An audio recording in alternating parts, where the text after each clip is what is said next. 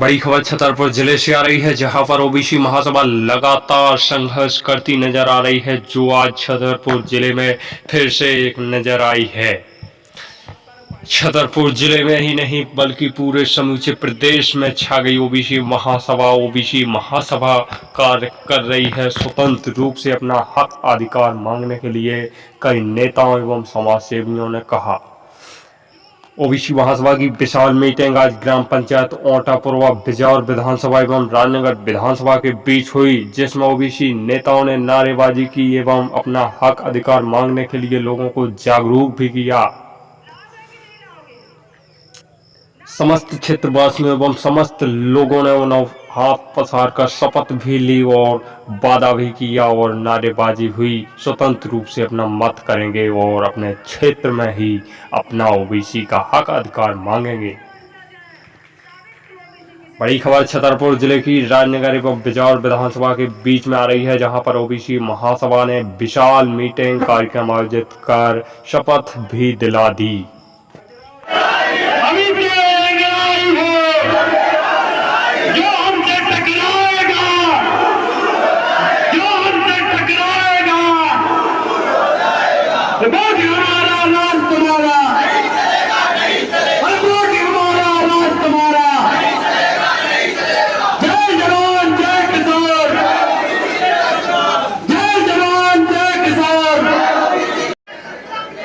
ईश्वर की शपथ लेते हैं, भारत के संविधान की शपथ लेते हैं कि आने वाले समय में 2023 के चुनाव में, विधानसभा के चुनाव में हम अपने ही वर्ग में वोट करेंगे।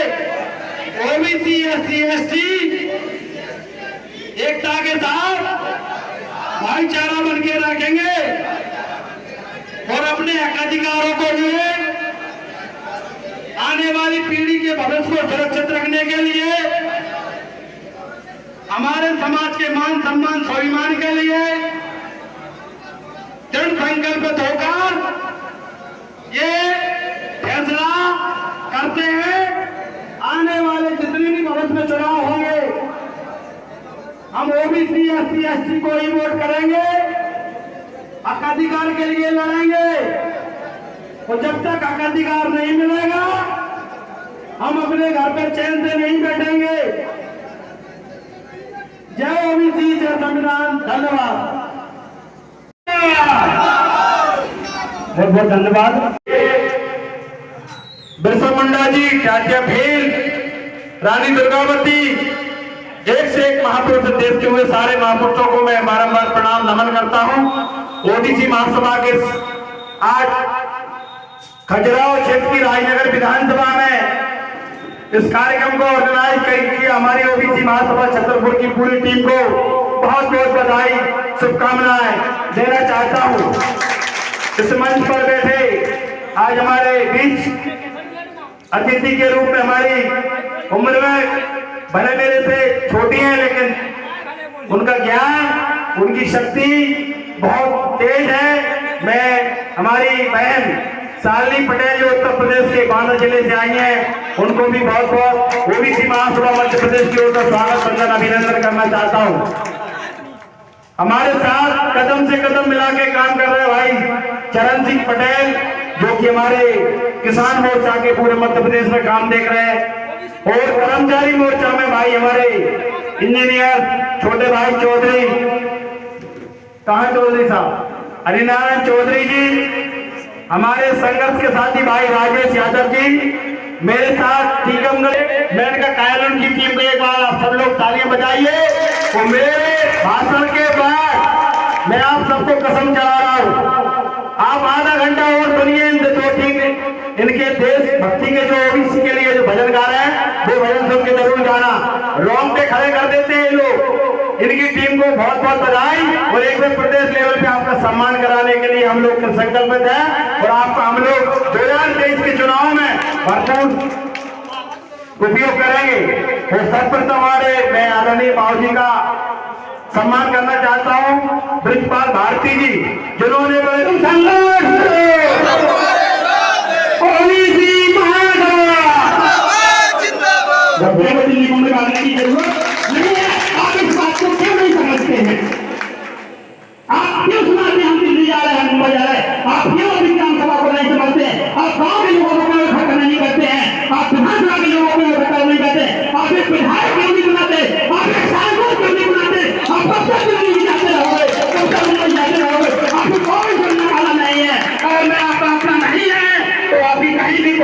सुनवाई नहीं होने वाली नहीं है। आप तो गरीब हैं, बड़े बड़े हमारे लोग हैं, उनकी भी कोई सुनने वाला नहीं है। इसलिए आपको आने वाले समय में सांसद अपना बिठाना होगा, विधायक अपना बिठाना होगा, सरपंच अपना बिठाना होगा, तब आपकी आवाज दिल्ली में सुनी जाएगी। ऐसी आवाज दिल्ली में नहीं सुनी जाती भैया। ये आप जो बता रहे हैं वो सब बता रहे हैं, लेकिन ऐसी आवाज दिल्ली में नहीं सुनी जाती। इसलिए आपसे बड़ा निवेदन है कि आप अपना सरपंच अपना सांसद बिठाइए और अपना विधानसभा में विधायक बिठाइए। आपके लोग जो कर्मचारी होते हैं वो उन्हीं के कर्मचारी होते हैं, आपके द्वार आएंगे सुनने के लिए। जब विधायक अंतर का आदेश करेगा आपके द्वार पहुंचेंगे, आपकी जमीन देंगे। क्योंकि हम इनके पीछे लगे रहेंगे तो जिंदगी निकल जाएगी, आपकी सुनने वाला को नहीं है। तो ओबीसी महाजोड़, ओबीसी महाजोड़।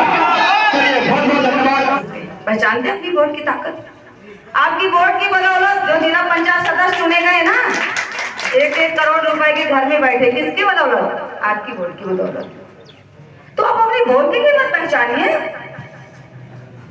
मैं ज्यादा नहीं बोलूंगी, टाइम नहीं है। मैं सबको एक बार आह्वान करती हूँ, मध्य प्रदेश की जनता को और मध्य प्रदेश की ओबीसी SC/ST के लोगों को, कि आप लोग एकता ले आइए और 2023 में आने वाले समय में दिखा दीजिए अपनी ताकत की। ओबीसी किसी से ना डरता है ना डरेगा। मैं ऐसे बारी पर अपने विराम देती हूँ और सभी को तहे दिल से दोबारा नमस्कार एवं बुजुर्गों को प्रणाम करती हूँ। जय ओबीसी, जय सम्मेलन। उसमें लिखा है कि ओबीसी SC/ST के महिलाओं को वैश्या बना दिया जाए। आपने कभी पढ़ाई किताबें? क्योंकि आपको गीता से रामायण से फुर्सत नहीं मिलती है। इन्होंने जहर घोलने का काम किया है पूरे देश में और आज हम इनके पीछे ही घूम रहे हैं। ऐसा क्यों? आप कभी क्यों नहीं पढ़ते? उनकी किताबें पढ़िए।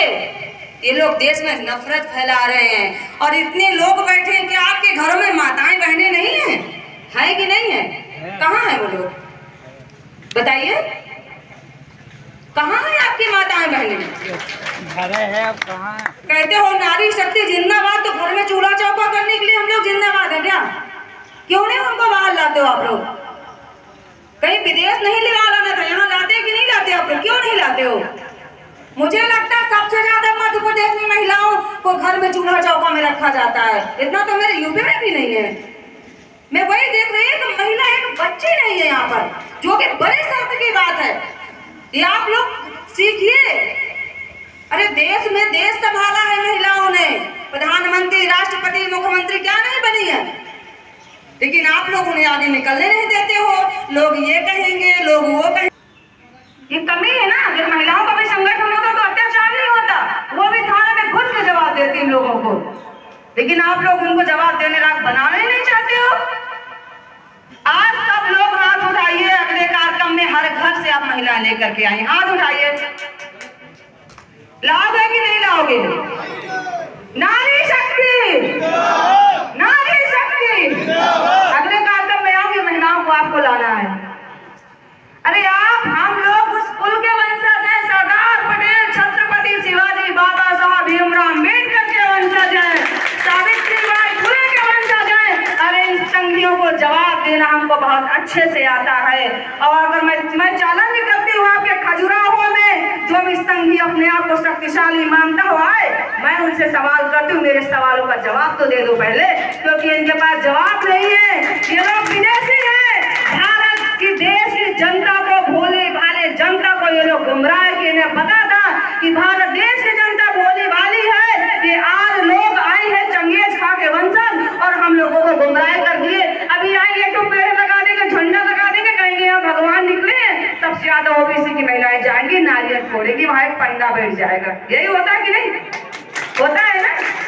बना उन लोगों की घरों की आ जाएगी, जिन्होंने झंडा लगाया है, नहीं आएंगी। और आप लोग वहां नहीं रोकोगे, वो कहेंगी बकरा चढ़ाना है, नहीं लड़के को ये हो जाएगा, तो कह देंगे हाँ चलो। अगर आप लोगों से कहें किसी गरीब बेटी का एडमिशन करवाना, 10-10 रुपए चंदा दे दो, तो बहुत सोच विचार के दोगे, है कि नहीं है? ये बताइए, ये कमी है, इसको कब सुधारेंगे आप लोग? अरे सुधारिए अपने आप को। ये गीता और रामायण आपको खाने को नहीं देगी, देती है क्या? चलिए पढ़ते हैं रामायण, सब लोगों के घरों में रोज खाना आ जाए। चलो कल से शुरू करते हैं, देगी? बताइए आप लोग। अरे आप लोग संविधान पढ़िए, किताबें पढ़िए।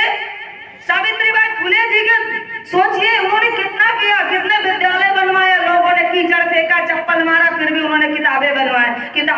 लिखा, विद्यालय में सबसे पहला विद्यालय उन्होंने बनवाया। महाराष्ट्र में गरीब घर में जन्मी थी वो महिला। सरस्वती, अरे चलो हम पूजा करते हैं, जो बच्चा मौन रहता बोल नहीं पाता सरस्वती दे दे, ज्ञान बोलने लगे, चलिए मैं भी करती हूँ, देखिए सरस्वती। उसको आवश्यकता किसकी है? इलाज की। जब आप खेत में गेहूं ही नहीं बोएंगे तो राम राम जपने से गेहूं आप पैदा हो जाएगा? बताइए क्यों आप लोग अंधभक्त बने बैठे हो? अरे हमारे बुजुर्गों ने जो किया सो किया, आप लोग यंग हो, अब तो सीखो कुछ। अभी एक टाइम चल रहा है पूरे इंडिया में, तिरंगा की प्रोफाइल लगाओ। अरे हम तुम्हारे कहने से लगाएंगे क्या? हम देश के निवासी नहीं है क्या? तिरंगा तो हमारे दिलों में बसता है, छतों में फहराने से देशभक्ति नहीं जगती है। जो बोलते हैं सबसे पहले आरएसएस वाले लगा ले, 52 साल हो गए अपने दफ्तर में तिरंगा नहीं फहराया। तो इनसे बड़ा देशद्रोही कौन है इस देश में? बताइए बताइए, है कि नहीं ये लोग देशद्रोही? सरदार पटेल ने आरएसएस जैसे संगठन को बैन कर दिया था और आतंकवादी संगठन कहा था। मालूम है आप लोगों को? नहीं मालूम होगा, क्योंकि आप लोगों को शिव भक्ति से फुर्सत नहीं है फुर्सत? आप लोगों से सवाल पूछ रही हूँ, ये अंधभक्ति छोड़ के देशभक्ति पर जाइए, किताबें पढ़िए महापुरुषों की। कोई आवाज उठाता है उसको देशद्रोही घोषित करते हैं। क्या हम देशद्रोही हैं? अगर देश के लिए बोलना, अपने समाज के लिए बोलना, ओबीसी के लिए बोलना क्या कोई गुनाह है? बताइए। किसी व्यक्ति पर एफआईआर हो जाती है और हम लोग क्या करते हैं? अरे हम बोलेंगे तो विधायक जी नाराज हो जाएंगे। क्या विधायक का बाप आपको खाना देता है कि आपके पिताजी आपको खाना देते हैं? बताइए कौन देता है? क्यों डरते हैं इनको? अरे संविधान ने इतने अधिकार दिया है जो मैं आज यहाँ बोल रही हूँ, ये बाबा साहब भीमराव अम्बेडकर की देन है। अभिव्यक्ति की आजादी जो मैं आपके सामने बोल रही हूँ, पढ़िए उनको आप। लेकिन आप लोग फुर्सत नहीं है। मैं अभी पिछली बार भी आई थी, तब भी ये देख रही थी। और अरे गुटखा कितने लोग खाते हो? बताओ सब लोग हाथ उठाओ, कितने लोग गुटखा खाते हो यहाँ पर? मैं नशा छुड़वाने नहीं आई, पूछ रही हूँ मात्र, बता दो। अगर 100 रुपए का गुटखा खाते हो दिन में तो मात्र 10 रुपए एक गुल्लक रखिए, 10 रुपए अगर आप रखोगे तो महीने में 300 रुपए होता है। और अगर आपके बीच में किसी भाई या बहन को आफत आती है, कोई दिक्कत आती है, तो आप उसी से उसकी मदद कर सकते हो। कर सकते हो कि नहीं?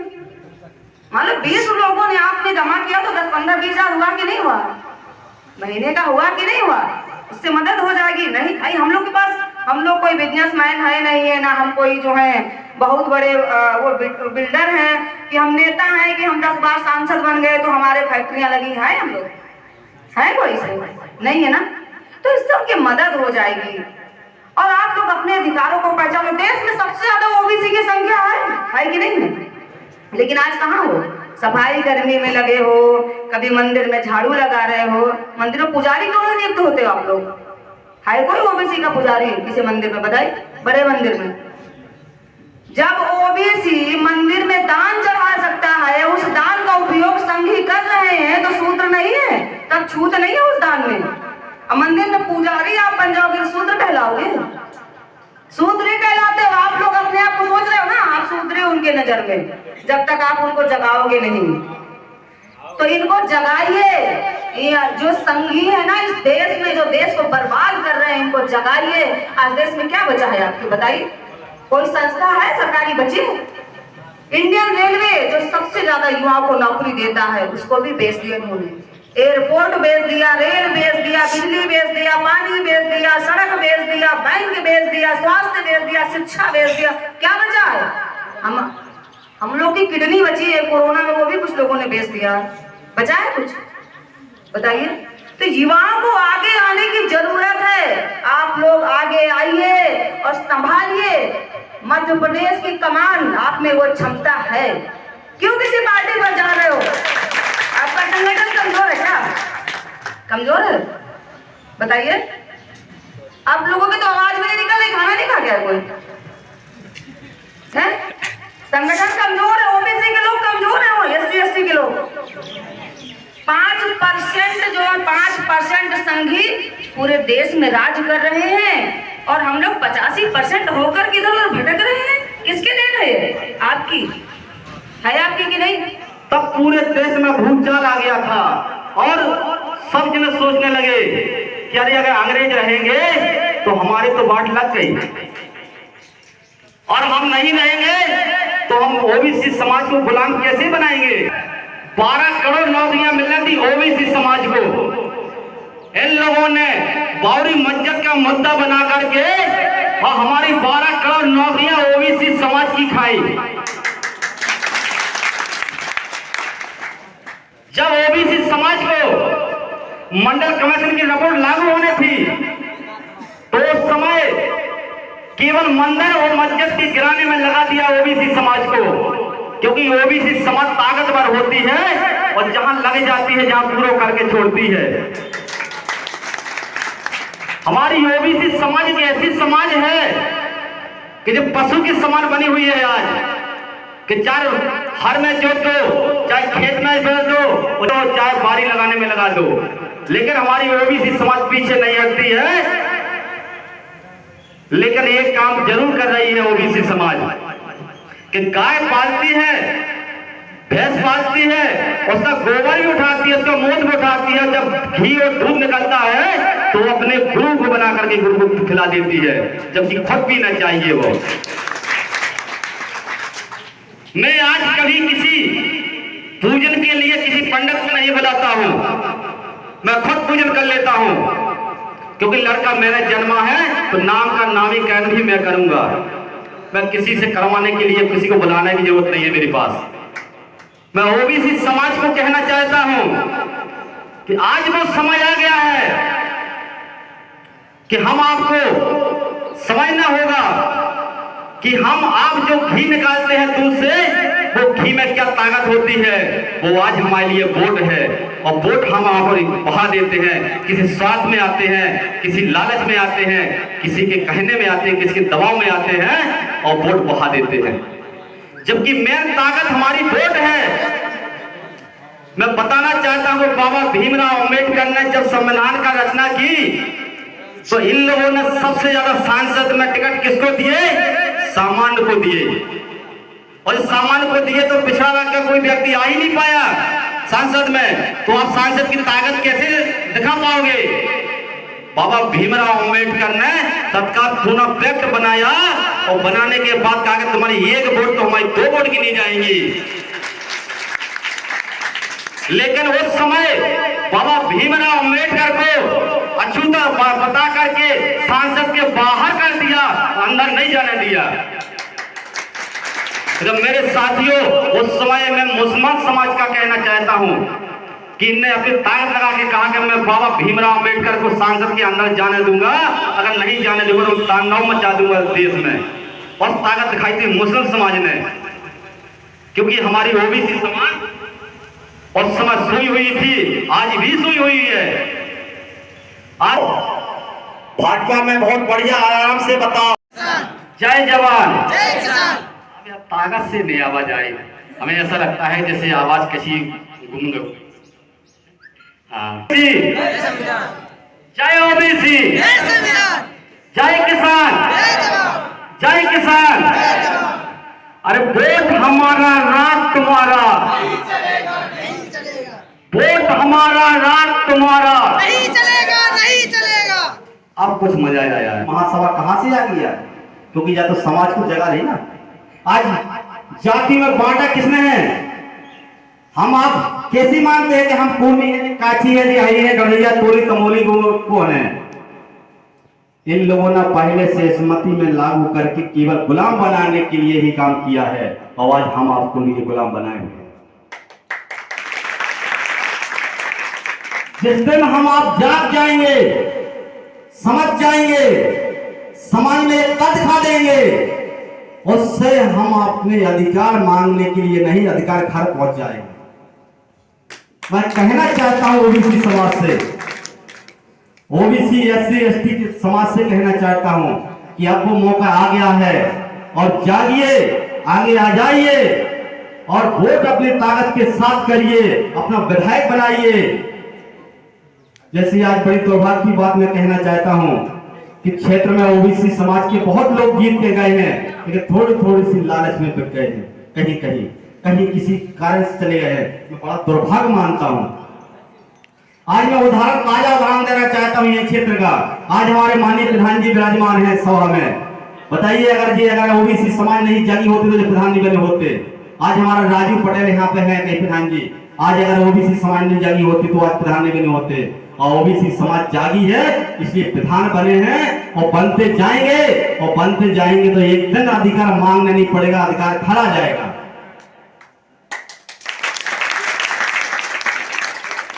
मैं अपनी ईश्वर की शपथ लेते हैं, भारत के संविधान की शपथ लेते हैं कि आने वाले समय में 2023 के चुनाव में, विधानसभा के चुनाव में हम अपने ही वर्ग में वोट करेंगे।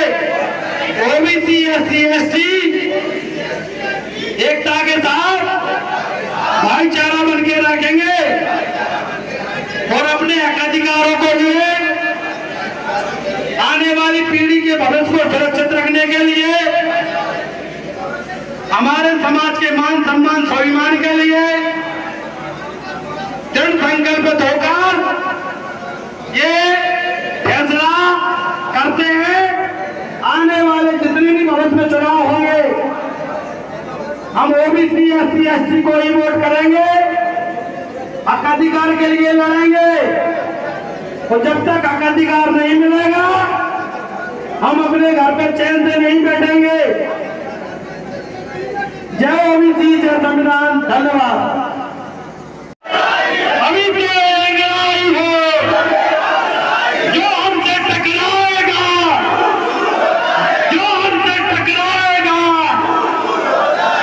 वोट हमारा, राज तुम्हारा, वोट हमारा, राज तुम्हारा। जय जवान जय किसान, जय जवान जय किसान। बैनर ले जाओ, वहां पर बैनर ले जाओ आपको, और बैनर ले जाओ, तुम ले दूर से फोटो ना, बाकी सभी की फोटो